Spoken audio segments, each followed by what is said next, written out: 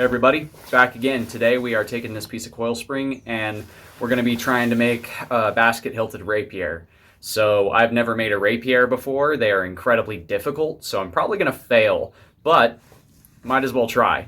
I've made quite a few swords at this point. I'm very comfortable making longer, straighter blades. So we're going to take some real thin coil spring for our rapier blade because rapier blades aren't huge. They're not very wide.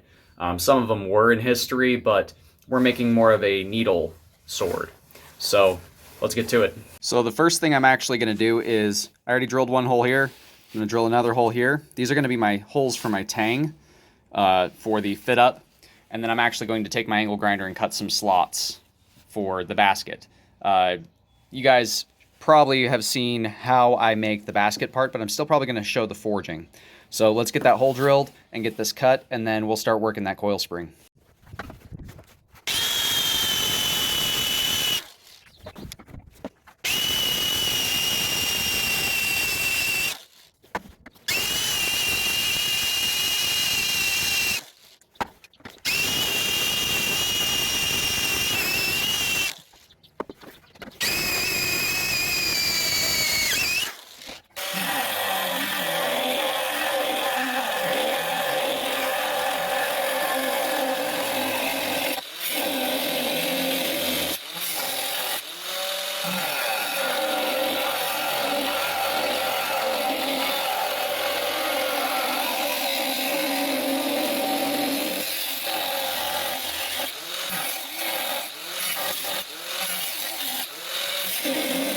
So we've got our 2 holes drilled and our slots cut for when we turn this into a basket. All I really do is I take a chisel to open these up in the vise, and then I take my scroll tongs and I stretch them out on the outer 2 limbs, trying to keep this center limb as straight as possible.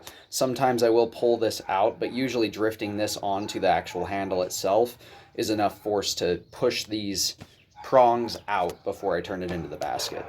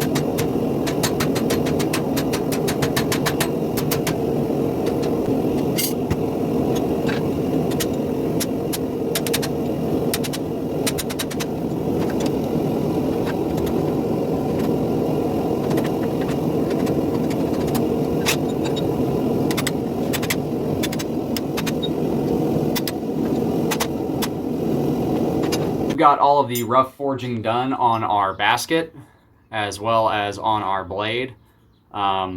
It's going to be a needle style rapier blade. This is a long sword blade, actually rather thick spine, because this is a cutting rapier rather than just a thrusting rapier.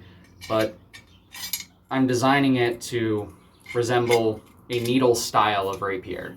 So it's going to be a very long, sleek blade, very sharp point. It's going to have a very sharp edge and a rather thick spine for a rapier. This will allow it to have a very fast tip controlled kind of mobility while retaining the ability to cut really well. So I'm going to do some grinding on this blade. It has already been heat treated, and I've already cut the base here for riveting this over. So I'm going to get to grinding the blade, and I'll be right back once that's finished. 2 hours later. So all of the grinding and polish work on the guard and the blade is all done. The blade is nice and sharp. So now I'm just going to do a small handle. This is going to be, since it's a thrusting sword, it got on the weight loss regiment on that grinder, so it's a lot lighter. You can still tell the blade is there. The balance is pretty far forward, but it is so light that it just feels very maneuverable. This is going to be a very sharp blade. It already is, but I'm going to sharpen it up a little more before I test it. But yeah, so I'm going to go get the handle on there, and then I'll be back out to test this, and then the video will be over after the testing. So we've got the handle on here. It is some purple stained jute twine. And this isn't a rapier unless it thrusts, so.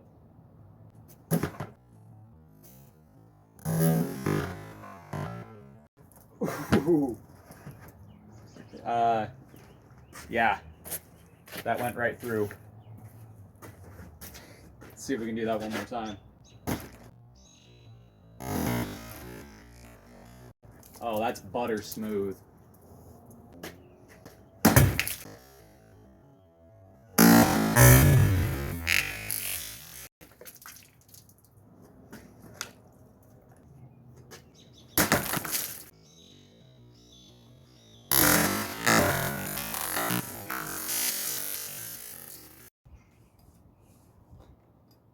So overall, I'm pretty pleased with how it turned out. Cut and thrust rapier is actually a pretty difficult build. This is a little needle rapier. I designed it to be a very lightweight sword. I can hold it with just these 2 fingers here and control it very well and easily. So this is actually ridiculously light. As you saw, it thrusts very well, cuts very well. So if you guys want this, it'll be up on my shop shortly. Don't forget to hit like, comment, subscribe, all that jazz, so that way you guys don't miss when the next build comes out. Till then, God bless. Love you guys. Stay safe out there.